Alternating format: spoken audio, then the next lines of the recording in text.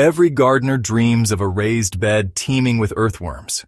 Those tireless workers that aerate the soil, recycle organic matter, and leave behind castings rich in nutrients. But here's the surprising truth. Many raised beds are emptying out, not because worms dislike your garden, but because of what you are adding to the soil.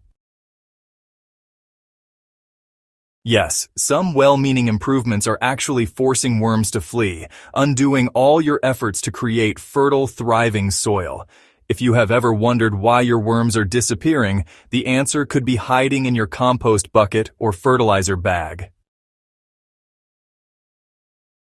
Let's go straight into the ingredients you should stop adding if you want to keep your worms happy, healthy, and working for you in your raised beds.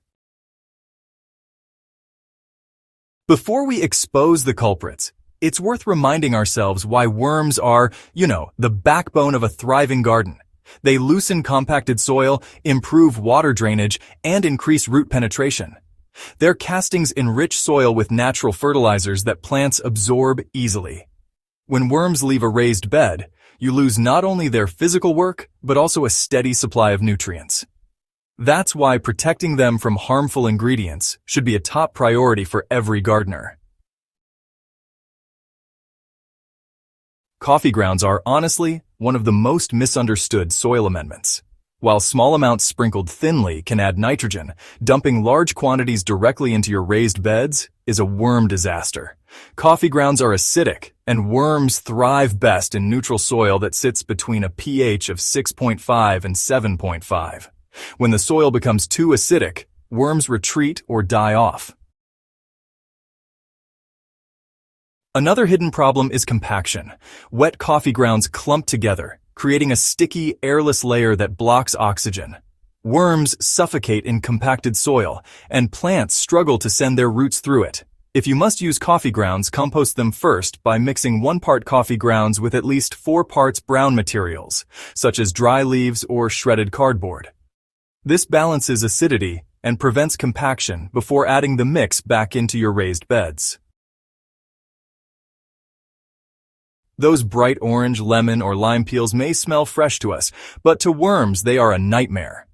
Citrus contains essential oils and high concentrations of limonene, a natural pesticide that irritates and even burns worm skin.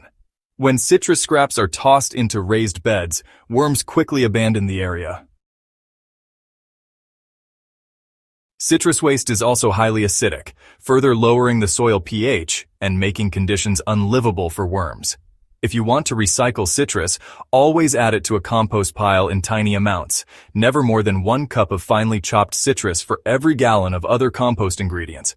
Once it fully decomposes, the acidity is neutralized, and it becomes safe for worms and soil. Onion and garlic may add flavor to our kitchens, but in the soil they release compounds that are toxic to worms. Their strong sulfur compounds act like a repellent. Worms instinctively avoid these scraps, and over time, if the soil keeps receiving onion or garlic waste, they will move out completely. These kitchen scraps also break down slowly, releasing their harsh compounds for a long time, which keeps the environment unfriendly to worms. If you want to recycle them, use a hot composting method where temperatures reach above 140 degrees Fahrenheit. This breaks down sulfur compounds, making the material harmless before it ever touches your raised beds. It may sound natural to add manure straight to your garden, but fresh manure is one of the fastest ways to kill off worms. Fresh manure is often high in ammonia, salts, and undigested compounds that create a toxic environment. Worms cannot handle these levels and will leave or die. The safer option is to compost manure until it is fully aged. For example, if you are using cow or chicken manure, mix 1 part manure with 2 parts dry carbon materials, such as straw or sawdust. Add enough water to make the pile feel like a wrung-out sponge. Let it sit for at least 6 months, turning it every 2 weeks. Once it smells earthy and crumbly, it's safe to add to raised beds where worms will thrive in it. Many gardeners toss leftover food scraps directly into their raised beds. The problem is that salty scraps, like leftover chips, processed foods, or even salted nuts create a hostile environment. Salt draws water out of worm bodies through osmosis, dehydrating them until they die. Even small amounts of salty food can create soil conditions that are intolerable for worms. Worms thrive in moist, balanced soil, not in soils with excess salt. If you want to recycle food scraps, rinse off excess salt first, or better yet, avoid adding processed salty foods altogether. Focus on fresh vegetable trimmings that have no added seasoning. It's tempting to speed up growth by adding chemical fertilizers, but synthetic products are one of the main reasons worms disappear from raised beds. Fertilizers high in nitrogen, potassium, and phosphorus may boost plant growth in the short term, but they disrupt the delicate balance of the soil. The salts and fertilizers burn worm skin and damage their mucous membranes. Over time, chemical fertilizers alter soil pH and create a harsh environment where worms cannot survive. A safer alternative is organic compost tea. You can make it by mixing 1 cup of finished compost in 1 gallon of water, stirring well, and letting it sit for 24 hours. Strain and pour around your plants. This feeds the soil gently, without harming worms.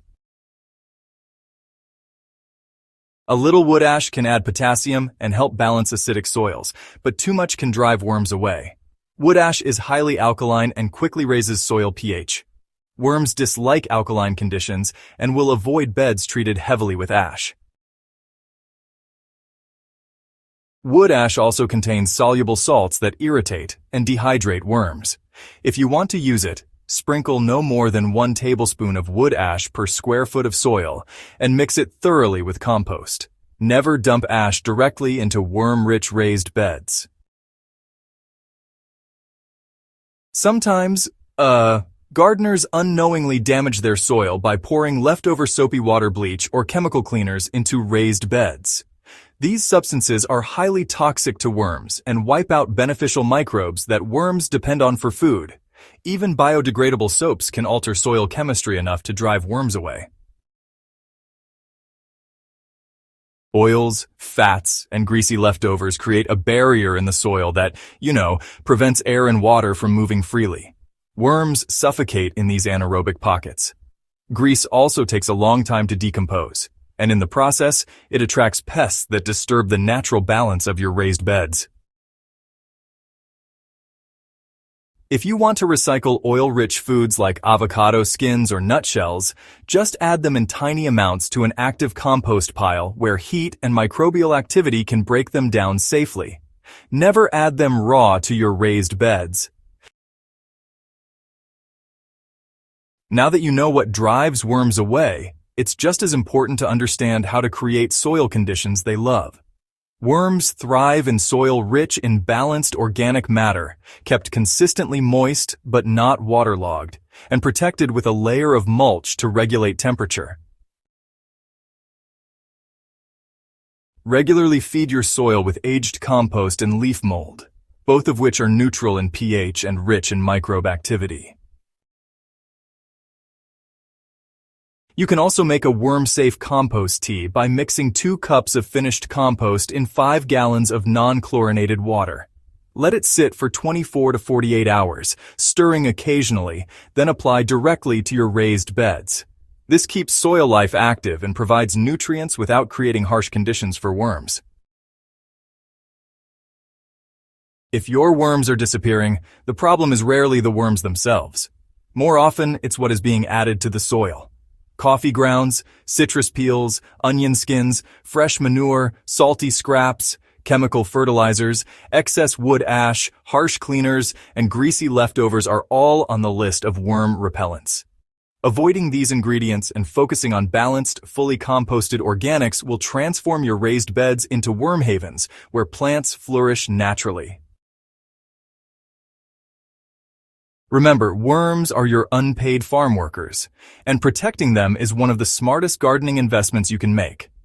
If you found this guide helpful, don't forget to subscribe to Growth Hub's Central Crops and share this resource with fellow gardeners so we can all grow healthier, more productive gardens together.